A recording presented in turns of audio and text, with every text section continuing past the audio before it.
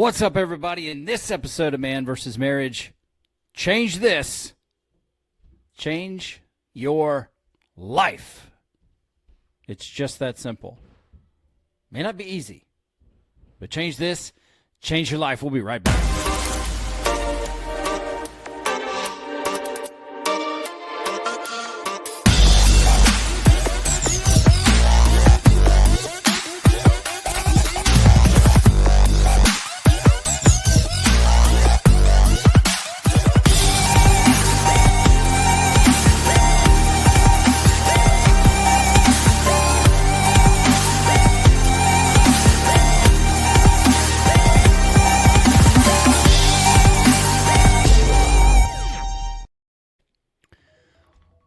Holy cow, my alarm's going off at just the same time. Come on, relax. Welcome back to another episode of Man vs. Marriage. It is I, your slightly embarrassed, humble servant, the QDawG. As we prepare for another episode, I'm so happy that you're here. Thank you for listening. And as promised, we are going to talk about changing this, and you will change your life. Joining me in the Moran family studio is my wife of 25 plus years, Jeannie Moran. Jeannie. What? Tell the people who you are and what you do. I'm your wife. I'm the mom of all the craziness. And I'm an author. Craziness? What? You think having 8 kids with triplets and twins and autism and all kinds of interesting stuff is craziness? Probably so. But welcome to the program. I want to start this particular episode off with a great quote. And I changed this, and it changed my life. And that is by the great Ed Milet. It said, life is not happening to you, it's happening for you. For you, Mr. Ed Milet. Thank you so much. And that's a great segue into today's episode. It will be slightly clunky because I'm going to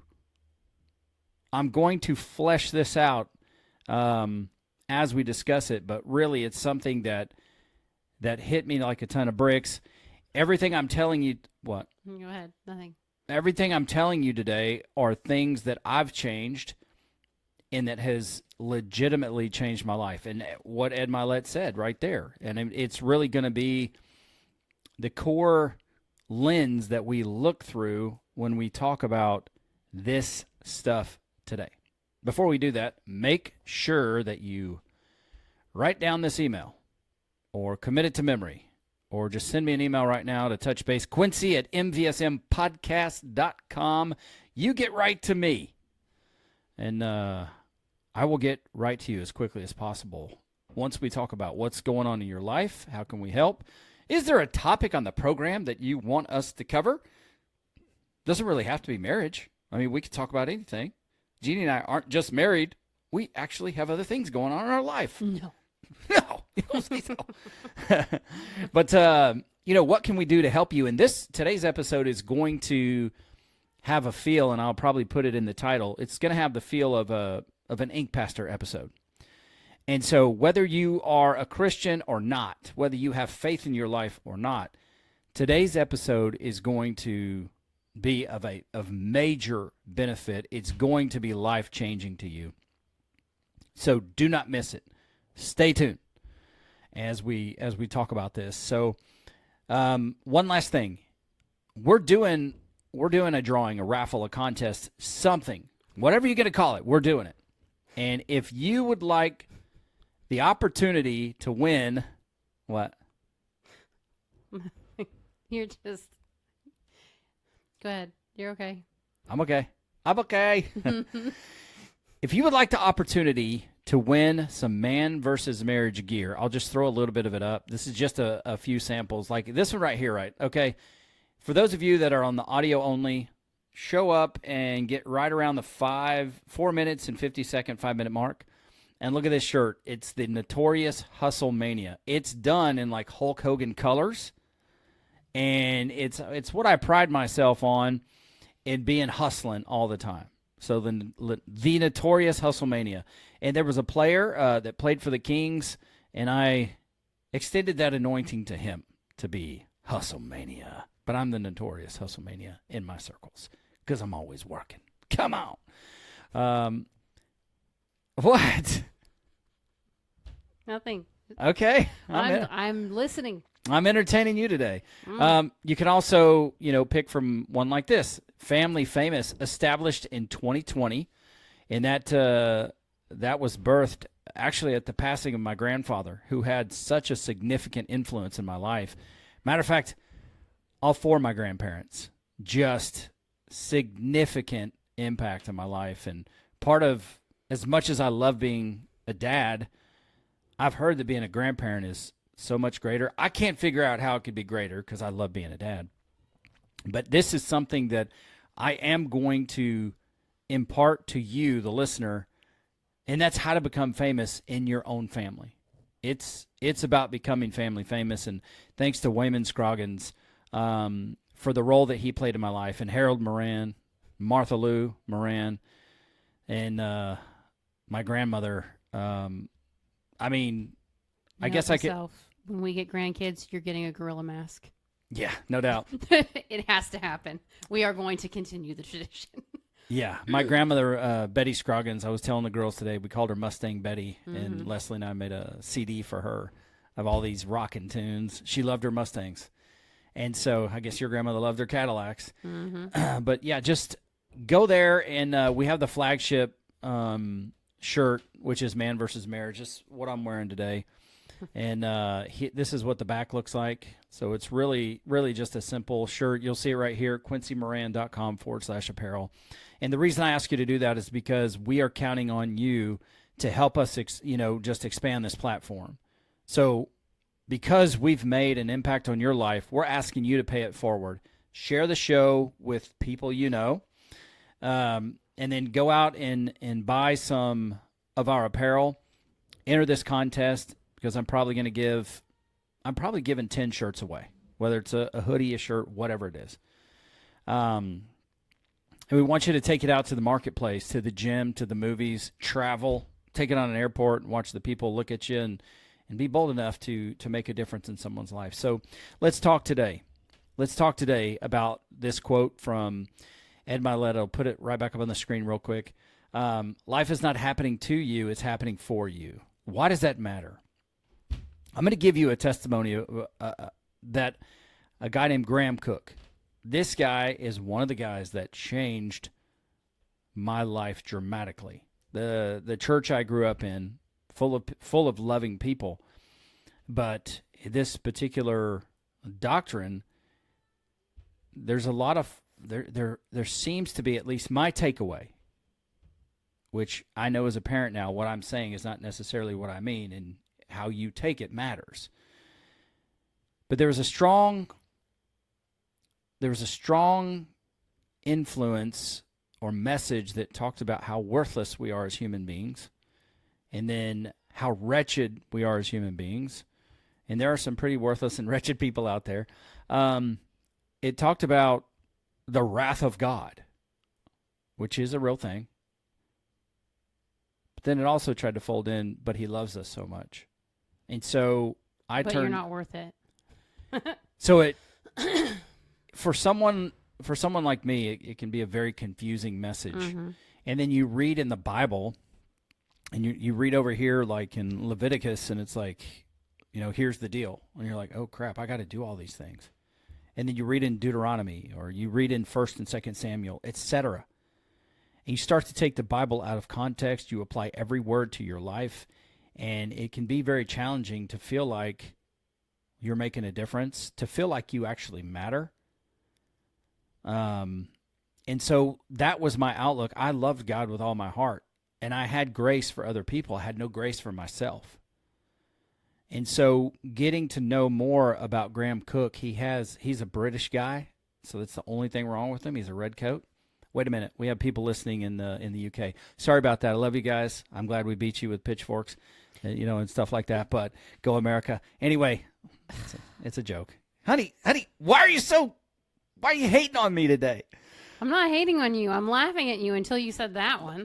If you're going to throw stuff at him, please don't aim for me. Let me know so I can move out of the way. Yeah, just email me because, I'm making jokes about the British.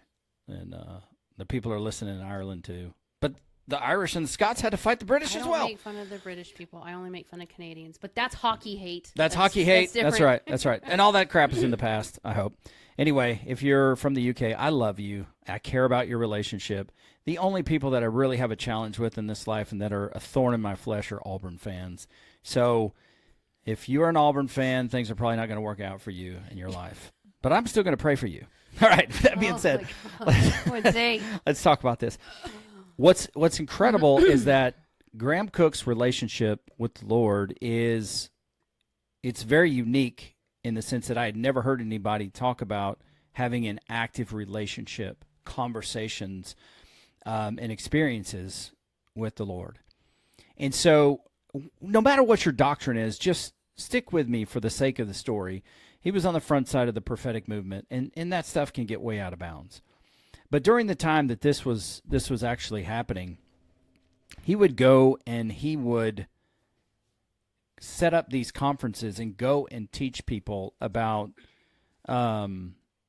Christianity, about the prophetic, about God's intentionality in his heart, towards people. And he has this crazy video that just, the first time I saw it, I just could not contain myself. I bawled my eyes out. And the premise was God loves you because he loves you. And he just continued to say, because he loves you, and because that's who he is. And I didn't understand that. I mean, he loved me enough that, he became a human being and died for me.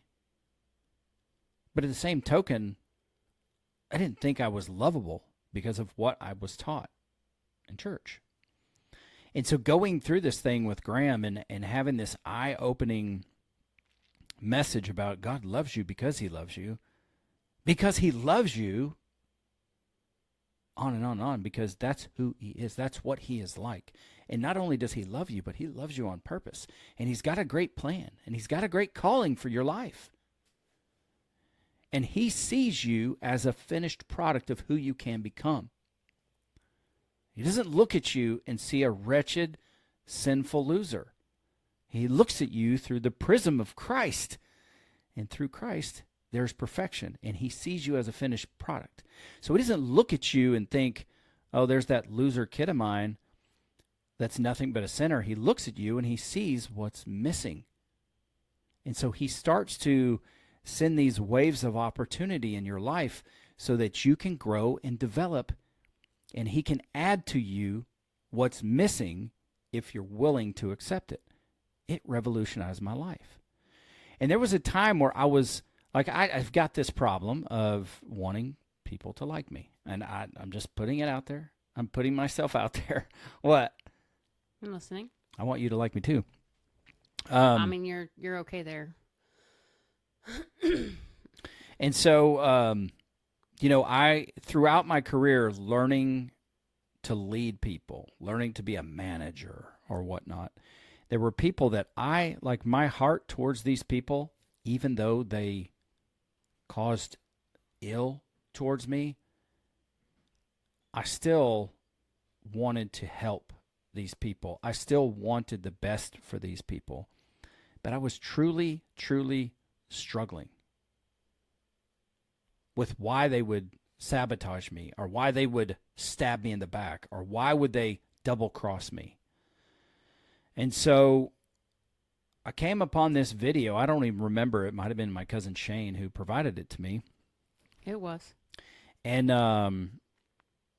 so Shane was our Graham Cook dealer for a little while. He was dealing us that GC. That's right. So here's the story, and he tells it so well, and I'm going to email him because right now the only video that's out there is grainy and tough to watch. I'm going to ask him to do a refresh of the story, and he doesn't know me from anybody, but hopefully I can get to the right people and say, can you please redo this story so we can get it, prominently on the internet or on Facebook or YouTube. Okay, so he went around the UK and probably other places and setting up these conferences to teach about God, to teach about the prophetic. And there were these three guys that would be the first to book his conference.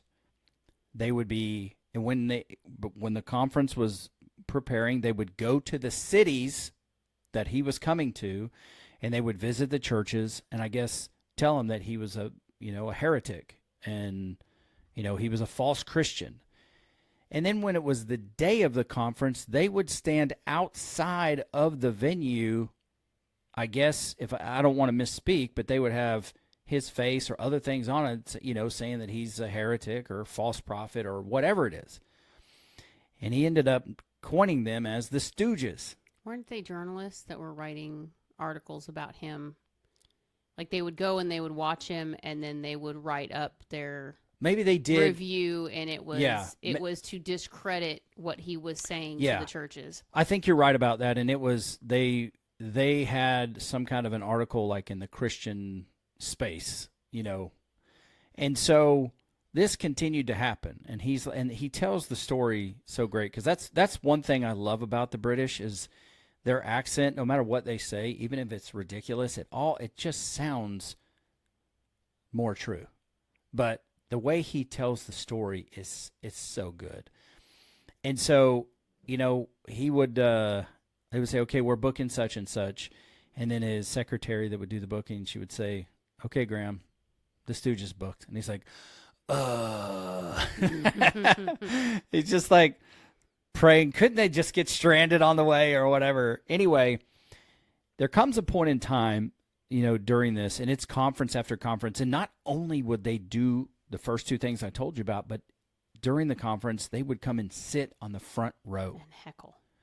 And it's like your greatest haters are following you around. Now, maybe you're not that, maybe the doctor, you're not, part of the prophetic doctrine or whatever, but it's the principle of the story that's coming soon. That was life-changing for me. And I believe it can be life-changing for you. And if I can find the video, I'll link to it and put it in the show notes so you can watch Graham's story.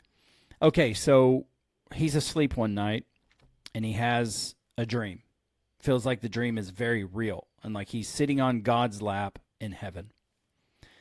And he's sitting there, and God's like, hey, Graham, do you want to see what I'm doing? And he's like, of course, Lord. I always want to know what you do. That kind of deal. Mm-hmm. And so these guys, wherever they are, they wheel out this huge piece, like a block of marble. And he's like, that is the most beautiful piece of marble I've ever seen. And so God's like, hey, what do you think about that, Graham? He's like, it's beautiful, Lord. He's doing his thing. He's like, it's gorgeous. It's the most beautiful thing I've ever seen. And he's like, do you want to see what I'm doing with it?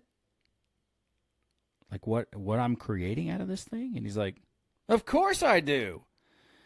And so out pops Jesus, and he's smiling, and, and he draws something in the marble. And he goes, do you want to see the guys, do you want to meet the guys that are responsible for creating this, like for pulling out what I'm making? He's like, of course I do. And this group of guys comes out, and they start, chiseling away and like shaping. When you work on marble or stone or things like that, there is a process to go through. And so, they're working, and he's like, Graham, why don't you cheer him on? And he's like, in my old British way, it's like, all power to the elbow, mates. Mm. And God was like, give it all you got, because the more you cheer them on, like the more effective they're going to be to work. And so he's like, I stand up and I put my hand on God's shoulder or God's head, and I'm screaming, go, you can do this. And he's just rooting these guys on, to the point of like he's exhausted. And he's like, you can do it. And it comes to the point where this piece of marble is now like been fashioned into whatever it is that God is building. And he turns it around and he goes, like, what do you think about this, Graham? And he's like in tears. He's so moved at how beautiful whatever this thing is that he comes to tears, and he's just overwhelmed. And so, he's telling God, he's like, this is the most beautiful thing that I've ever seen, and like almost speechless, which is hard for people that talk for a living to be speechless. And he goes, do you want to meet the people responsible for building this? And he's like, absolutely, Lord. Then those are the guys he was cheering on. And out pop the Stooges. And he screams at the top of his lungs. He screams so loud that he wakes up, and he is screaming in bed next to his wife. And he's like, ah! And she wakes up and she's like, what? And he's like, God, Stooges, ah! And she, like, of course, his wife had no idea what he was talking about. And he's like, Marble, Stooges, ah! And he started to understand what role these guys were playing in his life. And everything changed for him. And so now when he would go and book a conference, he would check in and be like, have the Stooges, have they signed up? And then when they would sign up, he was happy. And then when they would show up, he wasn't affected anymore by the signs of protest out in the front. And then when they would come and sit in the front row, the very first time they sat in the front row, he's like, guys, can I get you tea? Do you have enough pencils in your pocket protectors? He's like, do you want a cookie? What can I do to help you in this moment? Like, is there anything I can do to serve you in this moment? And they were off-put. They were just put off by that. They didn't know how to take it. But understand, and that's why I pull this Ed Milet quote. And we're going, like Jeannie and I are going through a tough time with some of our family members, some of our children. I was laughing. I saw the word Stooges, and I was like, oh, does it count if they live in the same house? I'm just saying. And this is the epiphany that I had. The answer is yes, it does. I was like, oh, okay. That's why I was smiling. I was over here thinking, I can identify one of my Stooges currently. Right. And so taking that frame of mind, like, life's not happening to you, it's happening for you. And then knowing that the people that are in your life, that God can use them to shape areas within your life. That he can use the things that you don't appreciate. You can use those things to shape you into who you're becoming. He can use those things, just to go back to the beginning, to add what's missing. If and only if you are willing to take that journey.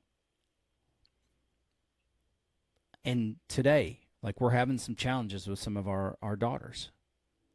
And as this was coming about, I just sat back and I was like, oh, what's missing in me? What's missing in me, Lord, that you're willing to work? And a lot of times, the people that are closest to you are the hardest ones to learn from. So what's missing in me? Whether it's my child or my sibling or my spouse or my closest friends or even my haters, what's missing in me? What are you adding to me through this experience? Where I can change the game and look at this like, okay, there's something you want to teach me here.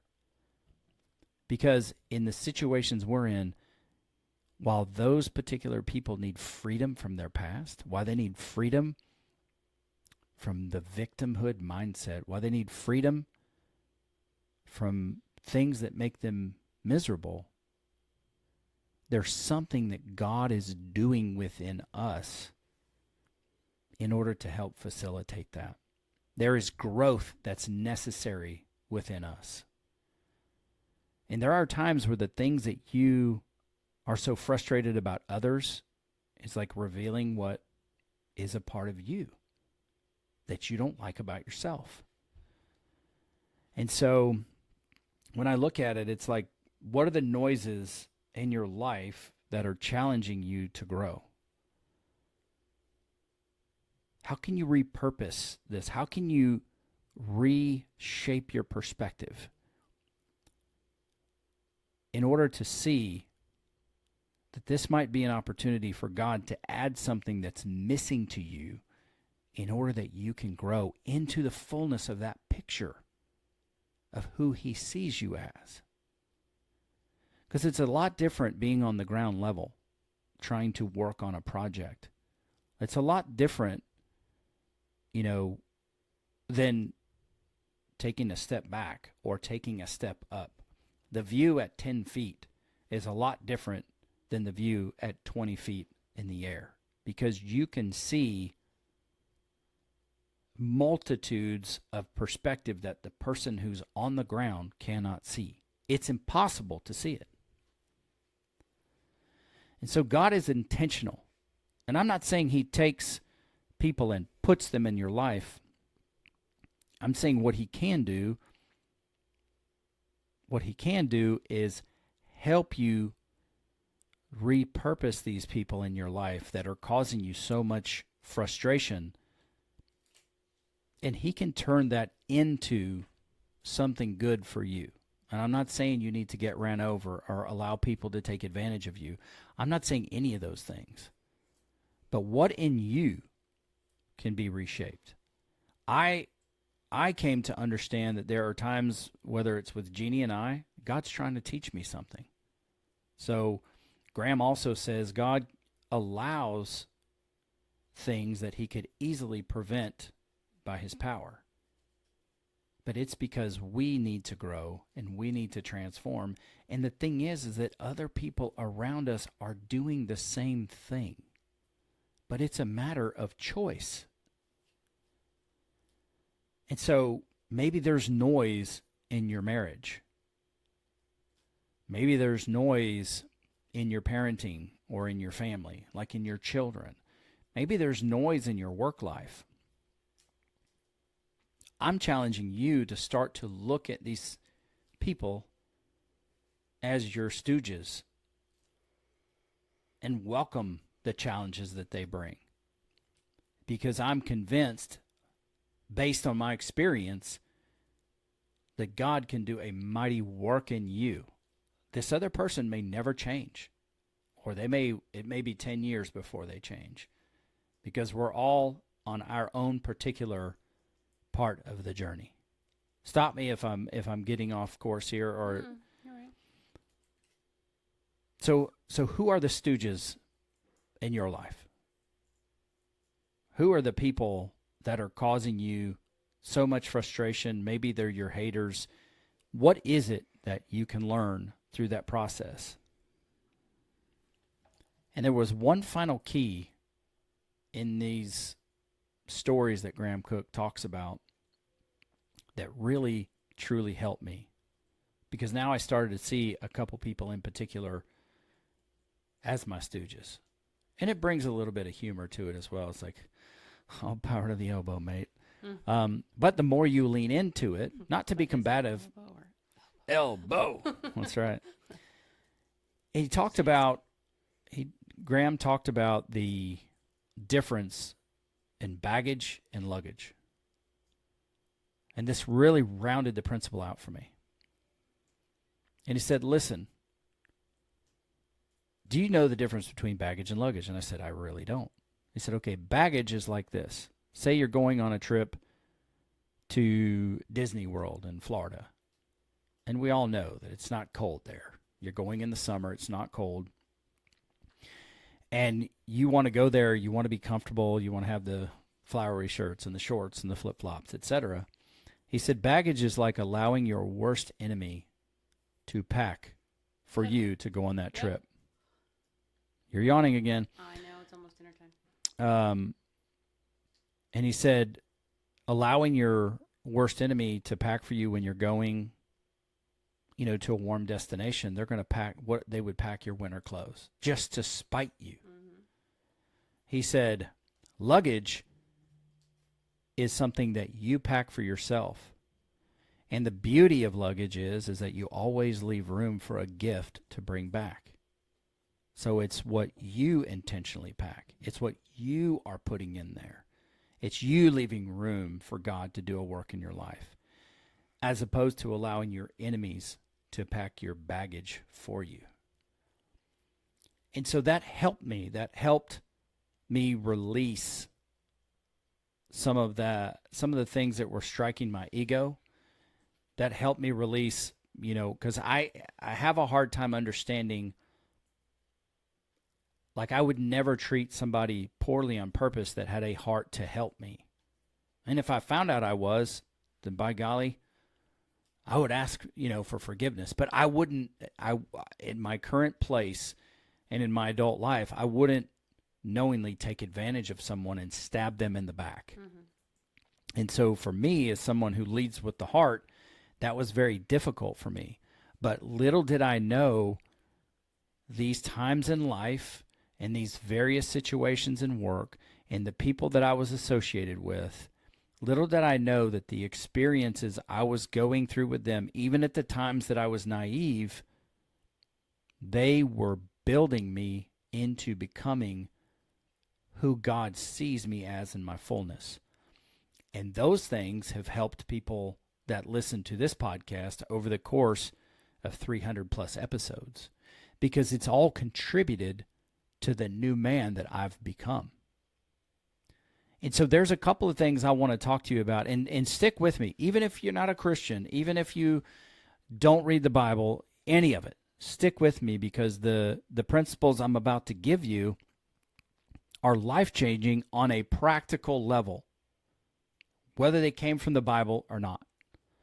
So trust me in this. I want to show you a couple things that's going to help you through this scenario better or more effectively embrace the idea that life's not happening to you, it's happening for you.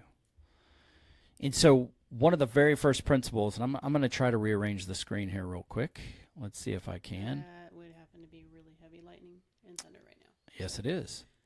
Okay, I've got the overlay. I can't get us in the picture. I'm really trying hard to do that. It's not happening. Okay, so let's look at 1 Corinthians 13, 4 through 7. Normally, it's going to be spoken at weddings, and you're going to hear that all the time. So here's what it says in the New International Version. And this is how I want you to embrace love and what love is. Love is patient. Love is kind. It does not envy. It does not boast. It is not proud. It does not dishonor others. It is not self-seeking. It's not easily angered. It keeps no records of wrongs. Love does not delight in evil, but rejoices with the truth. It always protects, always trusts, always hopes, and always perseveres. And so that is how the Bible defines love. And if you utilize that with this newfound information or this brand new perspective that you have, and really seek to employ loving people like I just described, and don't try to do it all at once, but just put your focus on one. What's one that you could focus on? Could you focus on patience or kindness? Could you focus on not dishonoring others? What I'm here to tell you is, once you focus on one of these things and you actively and intentionally start to walk them out, especially in regards to those stooges in your life, that's like you encouraging them. All power to the elbow, mate. Work harder, because the harder you work, the faster I transform. And I think I want you to take a step back outside of your stooges.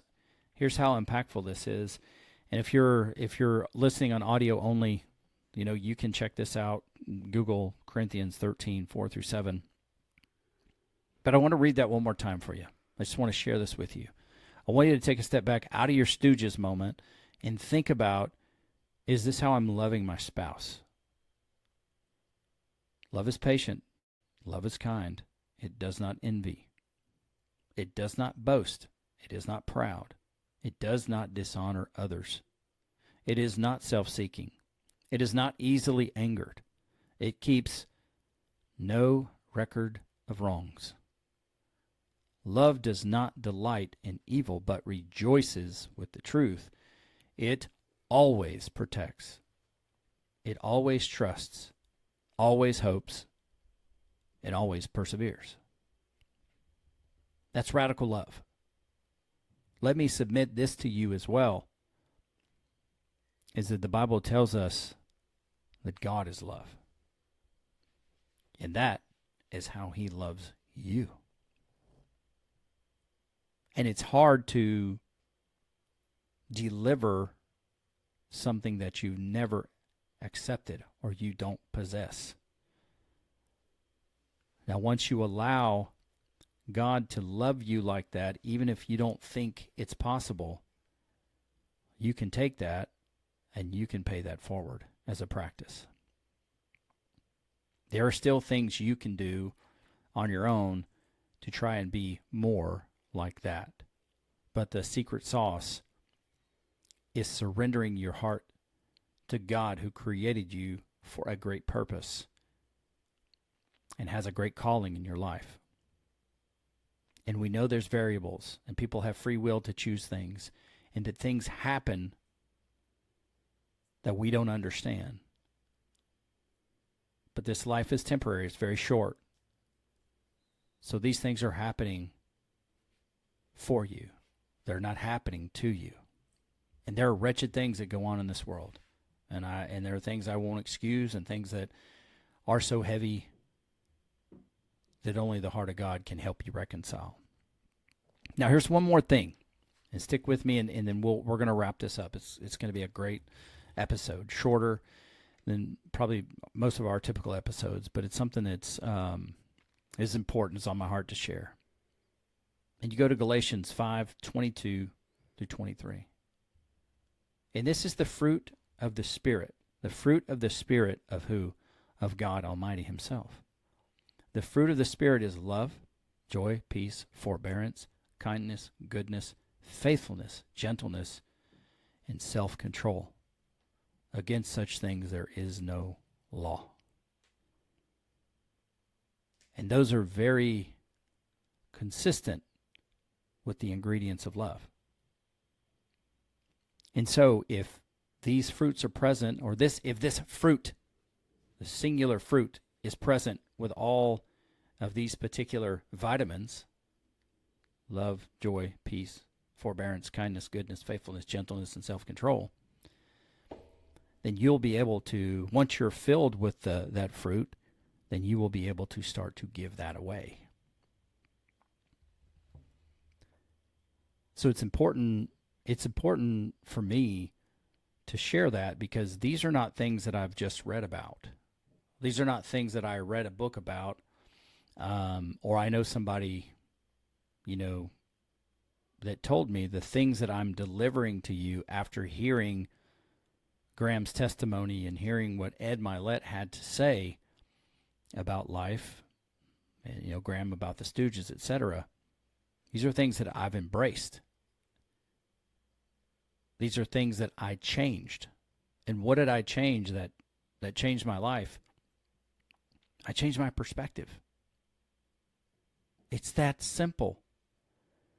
Doesn't mean it's easy, but it's that simple to embrace a new perspective that you can advance forward in life and understand that though things happen that are outside of your control in your life, that somehow God can work those things for your good. So I encourage you to take some notes from today. I encourage you to reach out to me, Quincy at mvsmpodcast.com. I encourage you to embrace this perspective and completely and dramatically and dynamically change your life. And to know as you leave this episode that God loves you and He created you to do something amazing with your life. And there are lives around you that are begging for you to reach them. And the people that you are most equipped to help are the people that you used to be. So you are well able. You are able to reach them. I know you were made for something great. And I'm happy to be a part of that journey. And that's all for now. Anything you want to add, honey? Nope. All right. That is it. Don't forget to join the contest, sweepstakes, raffle. Whatever that is that doesn't have a bunch of fine print, there's no purchase necessary to win. Offer prohibited in states that don't prohibit that stuff or don't allow it. And otherwise, that's what we have for you. Thank you for being here today. Thank you for listening. If I'm one of your stooges, I get it. Email me. But I'm here, and I'm happy to deliver this message. I love you, and I'm here to help you. For Jeannie Moran, I'm Quincy Moran, and this is Man vs. Marriage, the podcast.